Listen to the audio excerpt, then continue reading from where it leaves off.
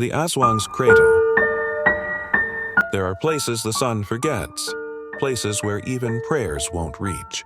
Hollow Woods was one of them. At the very edge, where the trees wept sap like blood, stood a house made of rotting wood and nailed-together bones.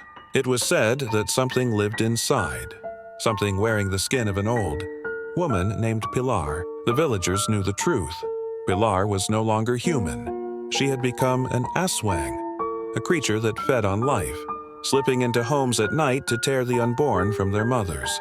They said she could peel her body apart, her real form a slick, black thing with a tongue like a blade, and teeth sharp enough to shear bone.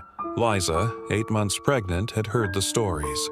She had even seen Pilar once, staring at her from across the fields with a grin that stretched too wide, eyes too dark to reflect light.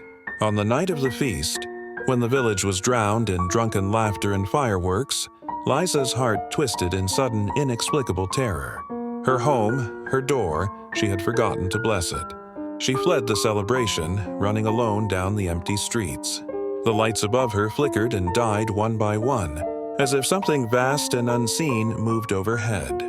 Behind her, footsteps scraped and clicked on the stone. Something crawling, something laughing under its breath.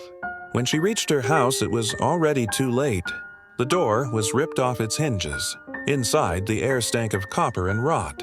The walls were slick with something black and pulsing.